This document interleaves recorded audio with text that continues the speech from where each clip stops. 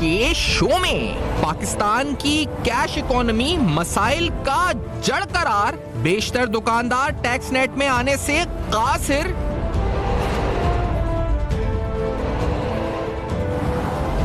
गोश्त, सब्जी, फल, हज्जाम, बर्तन फरोश वगैरह टैक्स नेट से बाहर। हर शहर में 50,000 से जायद सब्जी फल फरोश टैक्स नेट से बाहर। जगह जगह हज्जाम, पान शॉप, हर इलाके में 3 से 4 पौधा फरोश, सभी टैक्स नेट से बाहर।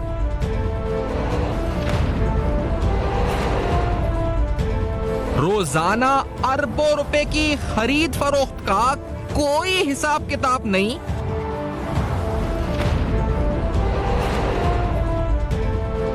गली कूचों में दुकानों की भरमार, सब टैक्स नेट से बाहर।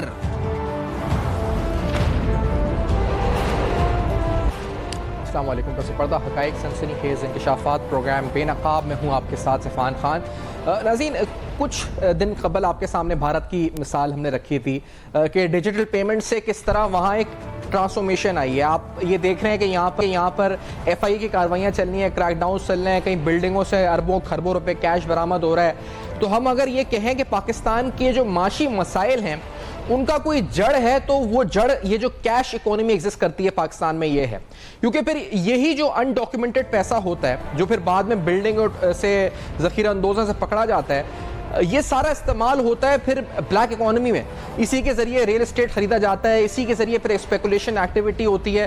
क्योंकि ये बैंक के नेटवर्क से और ये खास तौर पे जो टैक्स नेट है रैकेट से बाहर होता है, तो इससे करप्शन के मसाइल ही बढ़ते हैं और फिर ये अनगिनत मसाइल की वजह जो है इस पर बनता है। मैं आपको ये बताता चलूँ कि यहाँ हम अंदाजन आपके सामने एक फिगर रखते हैं कि तकरीबन हर शहर में अगर 50,000 भी ऐसे लोग हैं मौजूद जो कि ठेलों पर छोटी दुकानों के जरिए वो सब्जी बेचते हैं, गोश्त बेचते हैं, वो स्टेशनरी की दुकान है, वो आपके मोहल्ले के अंदर कोल्ड ड्रिंक की दुकान है, आपके चाय वाला है, या फिर आपके इलाके का वो जिससे आप अशिया खुर्दोनोश खरीदते हैं, वो पौधा फरोश हैं, वो नाई की हज्जाम की दुकानें हैं, पार्लर्स हैं। ये तमाम अफराद ऐसे हैं जिनका टैक्स नेट से दूर तक कोई ताल्लुक नहीं है। आप अगर नौकरी करते हैं, तनख्वाह देते हैं, तो एट सोर्स अपनी इनकम से आप सैलरी से अपना टैक्स डिडक्ट करवाते हैं। और इसी तरह किसी और शोबे से जो डॉक्यूमेंटेड अगर है तो आप एट सोर्स अपनी सैलरी से टैक्स देते हैं या अपने रिटर्न्स फाइल करते हैं। लेकिन इन तमाम अफराद का जिनकी सर्विसेज से आप तकरीबन रोज ही मुयस्सर होते हैं, इनका टैक्स नेट से दूर दूर तक कोई ताल्लुक नहीं है। इससे पहले कि मैं नंबर्स पर आऊं कि इनका हजम, क्योंकि हम सबके जहनों में सवाल होगा कि अगर हर शहर में 50,000 हैं और कराची जैसे शहर में तो यहाँ पर बोल्टन मार्केट अलग है, फिर और जगह जगह जोड़िया बाजार और दीगर बड़ी बड़ी मार्केट्स हैं जहाँ एक छोटी सी मार्केट में सैकड़ों दुकानें मौजूद हैं और वो टैक्स नेट से बाहर हैं। इसी तरह एक छोटा सा मोहल्ला जिसके अंदर आप अंदर जाएंगे तो गलियों में अंतरी आबादी होगी और दुकानों की दुकानें होंगी, ठेलों के ठेले होंगे, तो ये तादाद 50,000 से भी कहीं तजावुज कर जाती है। एक मोहल्ले में शायद 50,000 वेंडर्स आपको इस तरह के मिल जाएं।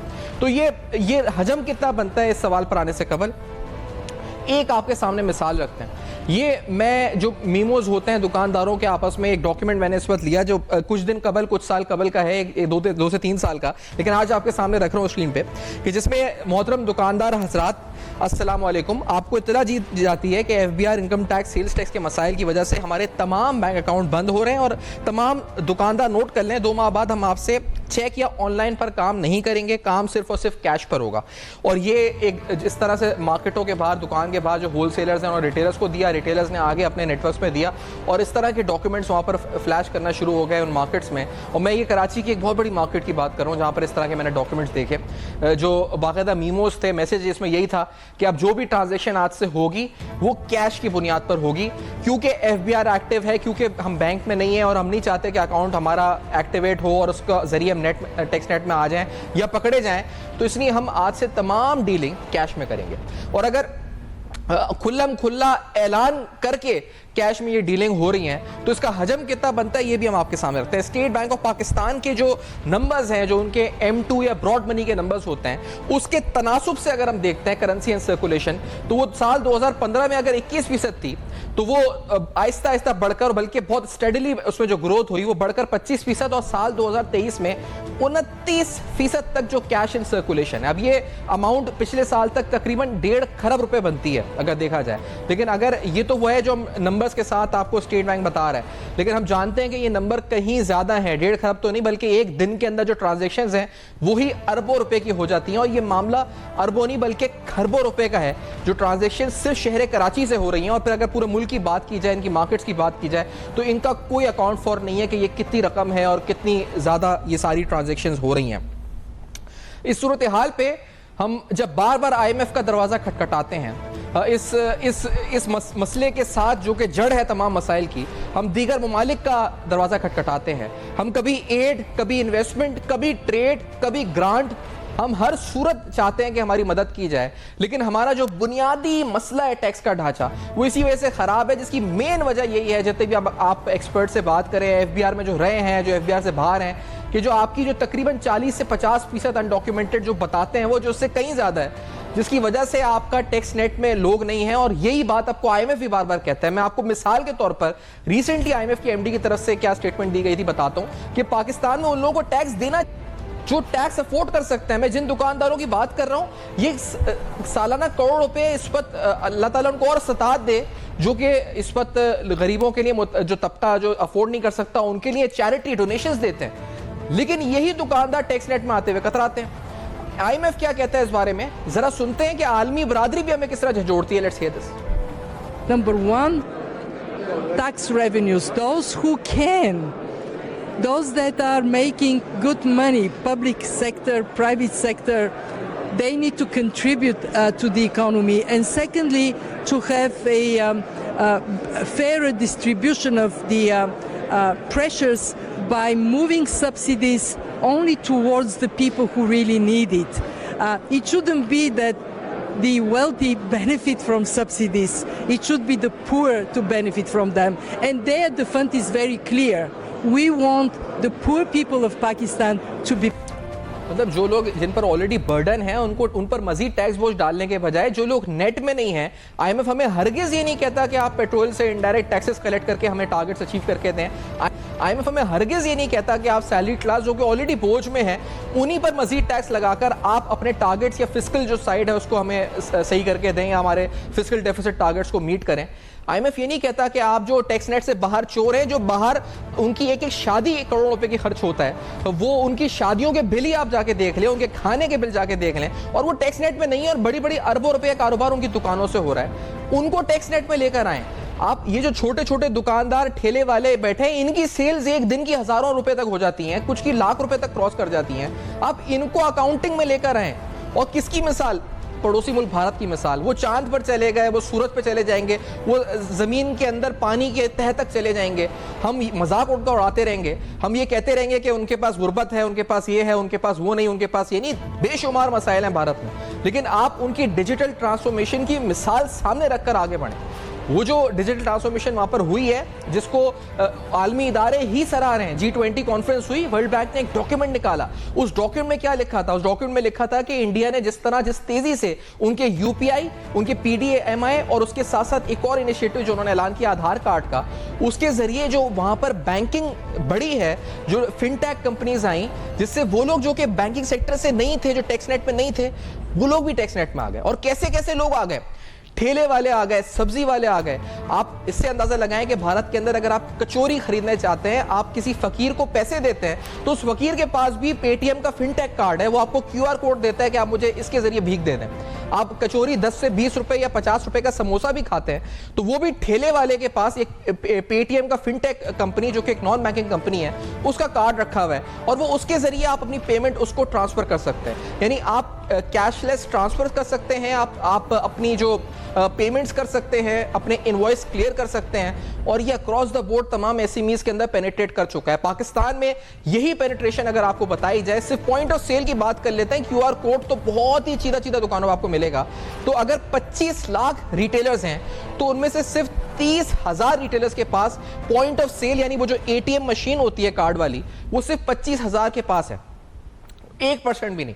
और भारत के अंदर ये रेशो यानी अगर 1 लाख आबादी है तो तकरीबन 300 अफराद के वहाँ पर हर 1 लाख आबादी पे 300 अफराद को मुयसर है ये ATM की फैसिलिटी, जो कार्ड की POS की फैसिलिटी है। उसके अलावा तकरीबन जिस हमने बताया आपको कि ये जो वहाँ पे खास तौर पे जो उनके प्राइम मिनिस्टर का इनिशिएटिव था उसके जरिए 56% तो सिर्फ खवातीन है, 56% जिन्होंने ऐसे अकाउंट्स खुलवा लिए। और ये बात वहाँ पर जो आलमी इदारे हैं उसको भी सराह रहे हैं। वर्ल्ड बैंक ने रिसेंटली एक रिपोर्ट जारी की थी। और मैं आपके सामने एक और मुल्क की मिसाल भी रखूं जिसके बारे में हम मिसाल देते हैं तो ये अफ्रीकी मुल्क है। हम ये कहते हैं कि पसमानदा है, वहाँ जुडिशल निज़ाम इतना अच्छा नहीं है, पुलिस रिफॉर्म्स वहाँ नहीं है, वहाँ गुर्बत भी है। उसका नाम है कीनिया। कीनिया के मैं कुछ आज एक रिपोर्ट सामने आपके लेकर आया हूँ जहाँ पर अगर आबादी के तनासुब से देखा जाए तो 56% आबादी ऐसी है जिनके पास मोबाइल मनी अकाउंट है, और इसी तरह 73% आबादी ऐसी है जिनके पास किसी फाइनेंशियल इंस्टीट्यूशन में अकाउंट है। कीनिया के अंदर अगर आप जाएं तो वहां पर एक बिल नंबर है और एक टिल नंबर है। हर डिपार्टमेंट के अंदर एक बिल नंबर मौजूद है जिससे आप ऑनलाइन पेमेंट देते हैं, और हर स्टोर के अंदर चाहे वो छोटे से छोटा ठेले वाला है या वो बड़े से बड़ा स्टोर है, वहां पर एक टिल नंबर है जिसके जरिए आप ऑनलाइन पेमेंट दे सकते हैं। वहां पर एक कंपनी है जिसका नाम है M-Pesa, जिसके जरिए आप ये तमाम डिजिटल ट्रांजैक्शंस कर सकते हैं। अगर कीनिया के नंबर्स हम देखते हैं तो इस फहरिस्त में आप डिटेल में अगर जाएं तो एक जो इस रिपोर्ट के मुताबिक इसे पाकिस्तान का नाम भी है। पाकिस्तान सबसे नीचे है इस फहरिस्त में। इसे Bangladesh, Brazil, China, Ethiopia, India, Indonesia, Kenya, Malaysia, Nigeria, Russia, Venezuela, Vietnam इस फहरिस्त में शामिल है। पाकिस्तान का आखिरी नंबर है इस फहरिस्त में। इसमें आप देख सकते हैं कि कीनिया बहुत से ममालिक से यानी भारत से भी आगे है। भारत के तकरीबन साथ है, मलेशिया के साथ है, नाइजीरिया से आगे है, इंडोनेशिया से आगे है, इथोपिया से आगे है, ब्राज़ील से आगे है, बांग्लादेश से आगे है। कीनिया जैसा मुल्क है वहाँ पर डिजिटल ट्रांसफॉर्मेशन की वजह से चीज़ें इतना आगे बढ़ चुकी हैं। और ये आप जो सूरत हाल है इसको अगर हम मज़ीद अगर आपके सामने रखें तो पाकिस्तान के अंदर सिर्फ इस कैश इकोनॉमी की वजह से जो नुकसानात हो रहे हैं उसका हम अंदाज़ा इस तरह लगा सकते हैं कि जो मुल्क में करप्शन बढ़ती जा रही है, ज़्यादातर जो रिश्वतखोरी हो रही है, फिर ये कैश के जरिए गोल्ड खरीदा जाता है, और फिर जो हम ये कहते हैं कि डॉलर के अंदर स्पेकुलेटिव एक्टिविटी हो रही है। इसकी बुनियादी वजह भी यही होता है कि जो लोगों के पास कैश होता है वो इन्फ्लेशन को हेज करने के लिए अपना कैश डॉलर्स में रखते हैं। और जब हम भारत की मिसाल दे रहे हैं जहां पर आप देख सकते हैं, आपको फुटेजेस में दिखा रहे हैं कि एक खातून है जो सब्जी फरोश है, और वो उससे जब पेमेंट की बात की जाती है तो वो अपना जो उस पर आप देख सकते हैं, इसमें आप वीडियो में देखेंगे कि उसके पास पेटीएम का एक फिनटेक कंपनी का QR कोड है और वो उसके जरिए ऑनलाइन आप पेमेंट उसको कर सकते हैं। और ये एक नहीं, वहाँ बेशुमार ऐसे मिसालें मौजूद हैं भारत के अंदर, कीनिया के अंदर, जहाँ डिजिटल ट्रांसफॉर्मेशन आ चुकी है और उसकी वजह से लोग फ़ायदा उठा रहे हैं। Let's take a break. इस ब्रेक के बाद वापस और इस अहम तरीन मामले पर कि पाकिस्तान इसमें पीछे क्यों रह गया, हमें नुकसान इससे क्या हुआ, और फिर ये जो बेशुमार दुकानदार हैं, बेशुमार हर गली कूचे में ठेले, आखिरकार ये जो हमारी कैशलेस इकोनॉमी है इसके साथ हम कभी आगे बढ़ भी पाएंगे या नहीं बढ़ पाएंगे। हम माहिर टैक्स उमूर डॉक्टर इकरामुल हक साहब भी गुफ्तगू करेंगे आफ्टर दिस ब्रेक। हमारे साथ रहिएगा।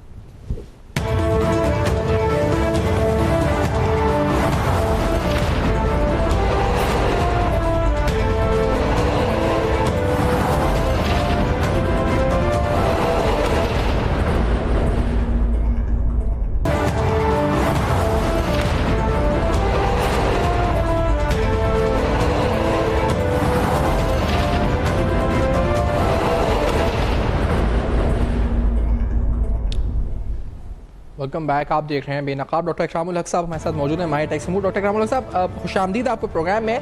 सर, ये एक दुकान के आगे वाज़ेह, जैसे मैंने एक नोटिस दिखाया अभी नाज़रीन को, कि हमारे पास क्योंकि हम FPR और टैक्स नेट में से अवॉइड करते हुए बैंक अकाउंट्स का इस्तेमाल बंद कर रहे हैं। अब तमाम पेमेंट्स अब दुकानदारों को बताया जाता है, आगाह किया जाता है कि अब तमाम पेमेंट्स कैश की बुनियाद पर होंगी। जितना हम कोशिश करते हैं कि जितनी हुकूमतें आई कि हम टैक्स नेट को एक्सपैंड करें, उन कोशिशों से उल्टा अनडॉक्यूमेंटेड सेक्टर मजीद बढ़ जाता है। ऐसा क्यों होता है और खुल्लम खुल्ला हो रहा है इकरामुल हक साहब? तो ये गौर कीजिए कि 7 ट्रिलियन से ऊपर इस वक्त हमारी नोट की सर्कुलेशन, सिर्फ नोट पब्लिश करके प्रिंट कर करके आप उससे फिर बैंकों से लोन ले रही है हुकूमत। तो इन्फ्लेशन की सबसे बड़ी वजह इस वक्त पाकिस्तान में मनी सर्कुलेशन है। जिन हुकूमतों के अंदर इस तरह की सलाहियत ही ना हो कि वो एक डेटा प्रोटेक्शन एक्ट पास कर सके, आप इतनी हुकूमतें रही हैं, ये जिनकी डिजिटल प्लेटफॉर्म की आपने जिक्र किया, इसके लिए बहुत ज़रूरी होता है कि डेटा प्रोटेक्शन एक्ट हो। आप जो भारत की मिसाल दिखा रहे थे उसमें आप ये गौर कीजिए कि अमेज़न वहां उस वक्त आया जब उन्हें इस बात का यकीन हो गया कि वहां डेटा प्रोटेक्शन होगा, और उन्होंने अमेज़न पे का बहुत बड़ा प्लेटफॉर्म किया। फिर जाहिर है इंडियन गवर्नमेंट की भी जो सिम थी वो दुरुस्त थी। हमारी गवर्नमेंट की आप इससे अंदाजा लगा लें कि कितने कंट्राडिक्टरी मैसेजेस दिए जाते हैं कि एक तरफ उन्होंने कहा कि आप पॉइंट ऑफ सेल के ऊपर आइए, टीयर 1 किया, फिर उसमें से भी वो लोग निकाल दिए। ये हुकूमतें जो अपने ताजरों के पैसों से इलेक्शन लड़ना चाहती हैं या उनकी अपनी जो करप्शन के इश्यूज हैं वो कभी भी कैश इकोनॉमी को डिस्करेज नहीं करेंगी, ये सिर्फ उनकी बातें होती हैं। FBR भी जो है वो अपने तय कोई भी कोशिश नहीं करता है कि हम कम से कम जिन लोगों का हमें बिजली के बिल के साथ टैक्स आ रहा है, मोबाइल के साथ टैक्स आ रहा है, हम उनकी ही जो है वो जांच पड़ताल कर लें और फिर उनको रिटर्न दाखिल करने पे मजबूर करें। वो चाहते हैं कि हमें एज ए नॉन फाइलर ज्यादा टैक्स आता रहे, जो जाहिर है आपको पता 200% और बाज़ केसों में 250% भी कर दिया है। जहां इतनी लथार्जी हो, ये मैं टैक्स एडमिनिस्ट्रेशन की बात कर रहा हूँ, और जहां हुक्मरानों को कि हाँ कोई जरा सी भी दिलचस्पी ना हो कि उन्होंने मुल्क को आगे लेके जाना है, वो नोट पे नोट जो है वो प्रिंट किए चले जाए। अब पाकिस्तान में जो इस वक्त महंगाई की शरह है वो पूरे रीजन में, जहां हमने देखा कि श्रीलंका को भी प्रॉब्लम हुए, हमने देखा बांग्लादेश ने भी IMF के पास गया, मगर वहां आप जरा महंगाई का देखिए और हमारा लेवल देखिए कि वो हम तो डबल डिजिट भी क्रॉस करके ट्रिपल, बल्कि अगर ये सही शुमारियात ले लिए जाए तो हम कम से कम भी 45% की इस वक्त इन्फ्लेशन पे हैं, और उसके बाद आप फूड इन्फ्लेशन तो 50% से ऊपर मुसलसल हमारी कर, और उस इन्फ्लेशन को कम करने के लिए हम डिस्काउंट रेट बढ़ाते हैं, जबकि कैश इन सर्कुलेशन की वजह से भी महंगाई बढ़ रही है और वो सब एक अजीब ही साइकिल बना हुआ है। लेकिन ये मुझे बताएं कि ये जो भारत में हुआ है वहां पे ठेले वाला, हम तो ये तक देखा है कि वहां फकीर जो होते हैं यानी मांगने वाले, जो भीख मांगने वाले, वो भी भीख मांगने वाले भी उनके पास ही पेटीएम का फिनटेक कंपनी का QR कोड है कि आप इसके जरिए मुझे भीख दे दें। समोसे कचौरी 10 रुपए से 20 रुपए 50 रुपए तक की चीजें पान वाले तक के पास मौजूद है। तो ये वजह ये कि स्टेट ने पुश किया, वहां के बैंक्स ने भी मिलकर ऐसे मराद दी, इंसेंटिव्स दी उन लोगों को। ये 3-4 वजह मिल गई ना इसमें। और यहां पर क्या सिर्फ रियासत की वजह से हुआ या बैंक्स की वजह से भी हुआ है कि बैंक्स खुद रिलेटेड? जी बैंक में आप हमारा जो स्टेट बैंक ऑफ पाकिस्तान है इंडिया में, आपको पता है वो reserve bank of India RBI ने तो ऐसे रेगुलेशंस निकाले और डिजिटल प्लेटफॉर्म्स के लिए रूल्स एंड रेगुलेशंस प्रोवाइड किए। पीछे उनकी IT बेस बहुत जबरदस्त थी, डेटा प्रोटेक्शन उनके यहाँ बेहतरीन था। हम IT की बातें करते हैं, नेट हमारे चलते नहीं, बिजली हमारी आती नहीं है। जिन प्रॉब्लम का पाकिस्तान शिकार है, मैं आपसे अर्ज कर रहा था कि स्टेट बैंक ने तवज्जो ही नहीं दी कि वो कम से कम जो है वो आपके जो वर्चुअल ब्रांचलेस बैंकिंग है उसको प्रमोट करें। अब हमारे यहाँ ये चीजें इसलिए नहीं हो सकी हैं कि पेनिट्रेशन तो मोबाइल की हमारे यहाँ इंडिया से कम नहीं है इस वक्त। हाँ सर, हर ठेले वाले का मोबाइल है इकराम साहब, हर ठेले वाला, हर छोटा बड़ा शख्स, घर में काम करने वाले, सफाई करने वाले, हर एक के पास स्मार्टफोन है और उस पे गाने, फेसबुक, टिकटॉक हर चीज कर रहा होता है। जी लेकिन देखिए जिस तरफ जाना चाहिए था कि उसका इस्तेमाल इस तरफ होता कि जहां पे हम इंक्लूसिव फाइनेंशियल की तरफ भी आउटरीच की तरफ जाते, वहां बिल्कुल हमारी तवज्जो नहीं है। हमने उसको भी एक फजूल से इंस्ट्रूमेंट के तौर पे रखा हुआ है कि बजाय उसके ऊपर हम कोई प्रोडक्टिव काम करते, वक्त जाया करने का, उसको भी, क्योंकि प्रोडक्टिविटी भी इसलिए हमारी कम है। आपने इंडिया में देखा कि लोगों को काम करने की आजादी दी जाती है, ठेले वगैरह हर चीज को रेगुलराइज किया। हमारे यहाँ तो वहां पे भी भत्ता लिया जाता है, उनसे भी कोई, हम चाहते नहीं कि यहाँ बिजनेस किया जाए और बिजनेस हो, इकोनॉमी ग्रो करे, ग्रोथ हो, बल्कि हम हर जगह रोड़े अटकाते हैं। अब आप मुझे बताइए कि FBR के पास जितना बड़ा डेट। इकराम साहब एक मुझे माजरत के साथ बात बताएं सर कि ये जो हम 7 ट्रिलियन कह रहे हैं, ये तो हम M2 जो आपका है उसमें जो उसकी परसेंटेज के हिसाब से करेंसी सर्कुलेशन देख रहे हैं ना, तो ऑफिशियल स्टेट बैंक जो जारी करता है तो वो ठीक है। लेकिन जो हर इलाके में तकरीबन हजारों की तादाद में ठेले, कराची जैसे गुंजान आबादी शहर में जहां पर एक इलाके में घुसे तो आपको पता चलेगा कि एक गली के अंदर एक इलाका और है, फिर उसके अंदर एक और इलाका और है, हर जगह ठेले, दुकानें। क्या हम ये 7 ट्रिलियन बहुत ही अंडर रिपोर्टेड फिगर तो नहीं है कहीं? बहुत बहुत अंडर रिपोर्टेड है। आपने सही तरफ इशारा फरमाया। हमारे जो भी इस वक्त पैरेलल इकोनॉमी का साइज है, जिसकी वजह से हमारा डिस्काउंट रेट ऊपर जाने के बावजूद भी डिमांड में कोई कमी नहीं होती है, उसकी बहुत बड़ी वजह यही है कि इट्स इनफॉर्मल इकोनॉमी के साइज के बारे में तो स्टेट बैंक ने भी कभी कोई सीरियस, आपको याद होगा कि कई साल पहले इन्होंने एक स्टडी की और कहा कि जी इसका हुजम जो है वो 37% है। अब तो ये पैरेलल इकोनॉमी रेगुलर इकोनॉमी के साइज से अगर बराबर बड़ी नहीं तो बराबर तो जरूर हो चुकी है। और इसी वजह से आप देखते हैं कि इस मुल्क के अंदर कोई चीज भी दुरुस्त नहीं हो पाती है, क्योंकि जब आप इस तरह जो कैश की सर्कुलेशन करेंगे, उससे लोग डॉलराइजेशन, डॉलर लेके रखेंगे, तो आप हर चीज में खराबी नजर आएगी। बुनियादी तौर पर देखिए, जहां इंडिया ने टैक्स एडमिनिस्ट्रेशन को भी बहुत रिवेटलाइज किया है इन सालों में, उनकी जो है वहां पे फाइलिंग की शरह बहुत बड़ी है। आहिस्ता आहिस्ता जब उन्होंने डीमोनेटाइजेशन की तो बड़ा उस वक्त क्रिटिसिज्म हुआ था डीमोनेटाइजेशन पे, लेकिन उसके डिविडेंड अब उनको मिल रहे हैं। मगर ये बात याद रखनी चाहिए कि उन्होंने साथ फैसिलिटेशन भी की है, सिर्फ ये नहीं कि डंडा चलाया है। हम करते हैं कि सिर्फ डंडा चला के बैठ जाते हैं, फैसिलिटेशन का हमें पता नहीं होता, लॉ हम बना नहीं सकते। और इकराम साहब, मुझे पता है कि सर कीनिया भी तो है, इंडिया तो है। कीनिया का आप देखें, वहां पर भी उन्होंने इसको बहुत जल्दी डिजिटल ट्रांसफॉर्मेशन हुई है। वहां पर जो इस प्रोग्राम से पहले एक शख्स है जो वहां पर जिनसे ताल्लुक था, मैं उनसे पूछ रहा था तो उन्होंने मुझे बताया कि थ्रू फेसबुक मेरी कम्युनिकेशन हो रही थी कि एक टिल नंबर होता है और एक बिल नंबर होता है। वो कहते हैं हर डिपार्टमेंट में बिल नंबर है फॉर पेमेंट्स, जो सरकारी डिपार्टमेंट है वो सारे डिजिटल पेमेंट्स हैं, और हर दुकान पे टिल नंबर है। और वो एम पैसा के जरिए जो वहां पर सब में बड़ी एक मोनोपोली सा एक बन चुका है, पेनिट्रेशन कर चुका है, उसके जरिए पेमेंट्स होती हैं। फिर ये जो इस वक्त account ownership and digital payments का एक चार्ट था जिसमें तकरीबन 10 से 15 ममालिक डेवलपिंग इकोनॉमीज है, पाकिस्तान भी है इसमें टॉप 2 और 3 में, यानी चीन और इंडिया और कीनिया 1, 2, 3 पोजीशन पर मौजूद हैं। कीनिया में भी यही स्टोरी है तकरीबन। इकराम साहब जी देखिए, आप लेकिन ये गौर कीजिए कि केनिया के हम मिसाल ले रहे हैं, मगर इन मुल्क बहुत से अफ्रीका के, ज़ाम्बिया, ये बहुत फास्ट जो है ट्रैक पे गए हैं। क्योंकि जब आपके पास मोबाइल है तो फिर कुछ मुश्किल नहीं है कि आप इन चीज़ों को इन्फोर्स ना कर सके। मगर जैसे मैं अर्ज कर रहा था कि हमारे यहाँ तो 2 बुनियादी चीज़ें ही नहीं की गई, ना तो डेटा प्रोटेक्शन एक्ट का कोई पता है अभी तक। अब कोई भी जो प्लेयर इसमें आएगा वो पहले सोचेगा कि अगर थर्ड पार्टी डेटा जो है उसकी कोई ब्रीच हुई तो कौन जिम्मेदार होगा। यहाँ तो एफबीआर खुद अपने डेटा की प्रोटेक्शन नहीं कर सकता, कई दफा उनकी वेबसाइट नहीं काम कर रही होती क्योंकि वो अनऑथराइज्ड सॉफ्टवेयर तक यूज करते हैं। हमारे यहाँ ये सबसे पहले बड़ा मसला ये है कि हमें ये पहले तो डेटा प्रोटेक्शन एक्ट लाना चाहिए, फिर जो डिजिटाइजेशन है इसके बारे में सीरियसली स्टेट बैंक को तवज्जो देनी चाहिए। स्टेट बैंक सवाए ये नोट छापने के और हुकूमत के लिए जो ट्रेजरी का काम करने के, उनको किसी किस्म का एहसास नहीं है कि वो किस तरह की उनकी जिम्मेदारी है। अब कहने को तो वो हमने उनको जो ऑटोनॉमी दी, वो ऑटोनॉमी क्या थी कि सिर्फ आप स्टेट बैंक का पैसा इस्तेमाल नहीं कर सकेंगे मगर 22% पे सूद लेकर जो है वो हुकूमत चलाएंगे। तो ये तो कोई ऑटोनॉमी ना हुई ना। उनका जो काम था कि वो कम से कम इन चीजों की तरफ तवज्जो देते।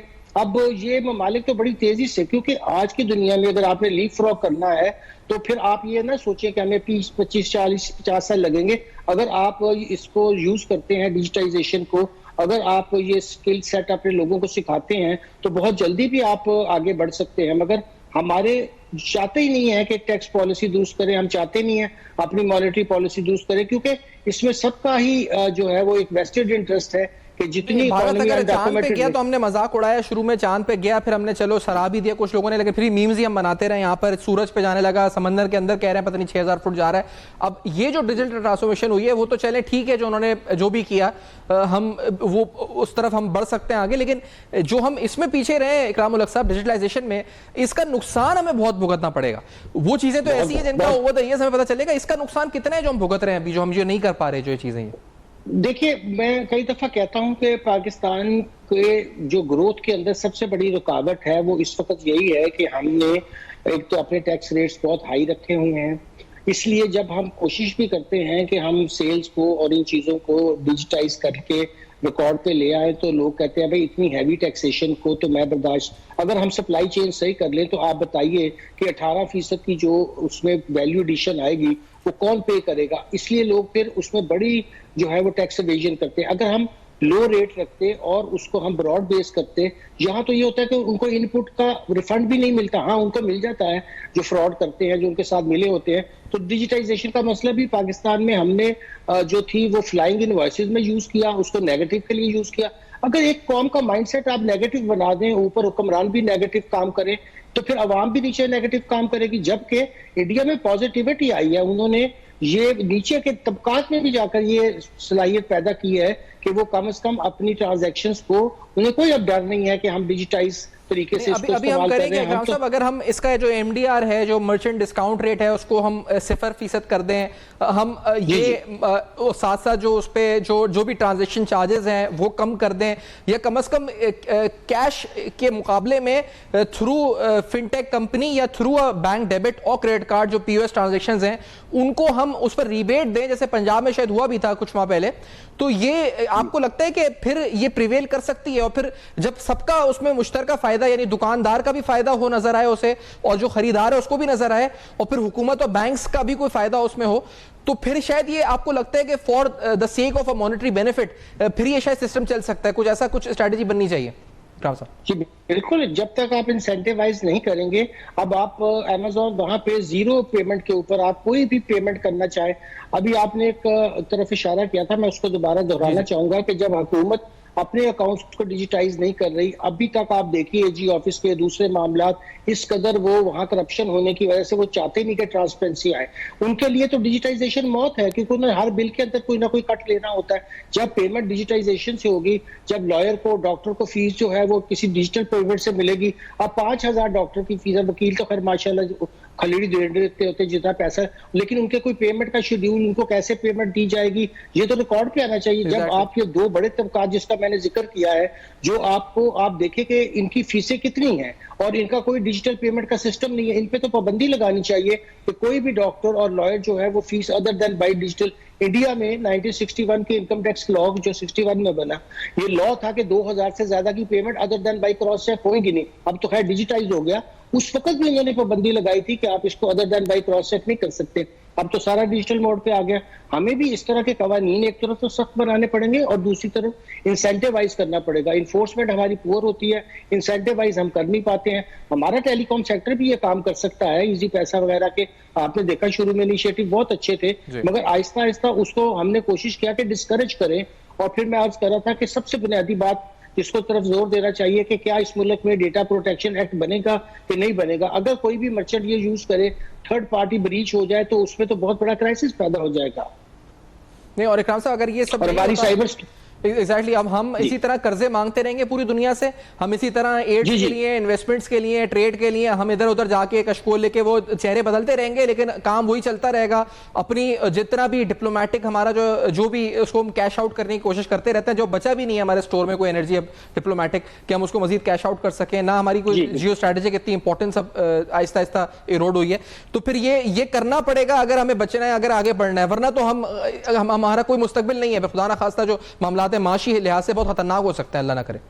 जी बिल्कुल बिल्कुल। देखिए, मैं तो इस हद तक जाऊंगा कि आपको याद होगा कि पहले एक NCC प्रोग्राम होता था, उसको किए बगैर आपकी तालीम, अब ये हमें वहां दोबारा से करके डिजिटाइजेशन लोगों को उसकी तरफ लाना पड़ेगा। हर स्टूडेंट्स को हमें जो है स्किल सेट सिखाने पड़ेंगे, फिर तो वो खुद भी जाकर एज ए फ्रीलांसर बहुत पैसा बना लेंगे। और मुल्क के अंदर डिजिटाइजेशन का रवाज भी होगा कि हम पेमेंट्स अगर इससे करेंगे तो हमें इससे सबको फायदा होगा।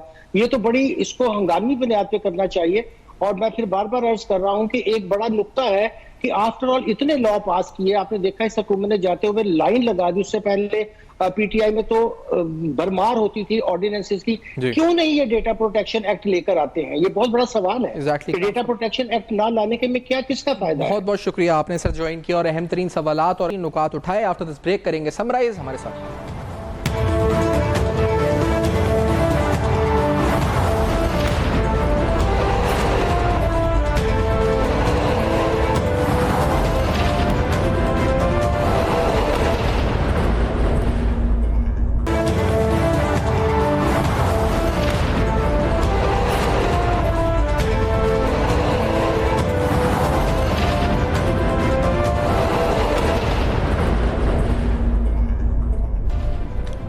बैक, आप देख रहे हैं बेनकाब, और बेनकाब में आपके सामने बहुत सी मिसालें रखी। कीनिया एक मिसाल, भारत एक मिसाल, और भारत की मिसाल आपके सामने कि किस तरह वहाँ डिजिटल ट्रांसफॉर्मेशन के ज़रिए वहाँ पर किस तरह पेनिट्रेशन बढ़ी, और आहिस्ता आहिस्ता हमने देखा कि ये तमाम जो लोग हैं जो अब टैक्स नेट में आ चुके हैं। भारत के अंदर आपको ठेले वाले यानी छोटे छोटे इस वक्त दुकानदार और वहाँ से लेकर जो बड़े दुकानदार हैं सब इस वक्त टैक्स नेट में इस तरह आ चुके हैं। सऊदी अरब में, ईरान में मैंडेटरी हो चुका है कि पॉइंट ऑफ सेल तमाम रिटेलर्स के ऊपर, जो तमाम टेयर्स हैं उनके ऊपर मैंडेटरी हो चुका है, और इसी तरह से यही सूरत-ए-हाल कीनिया की है। पाकिस्तान इन सब में पीछे क्यों रह चुका है, ये अहम तरीन सवाल आज प्रोग्राम में उठाया और इसका जवाब भी जानने की कोशिश करी। फीडबैक जरूर दीजिएगा, देखते रहेगा। अब तक अपना बहुत ख्याल कीजिए।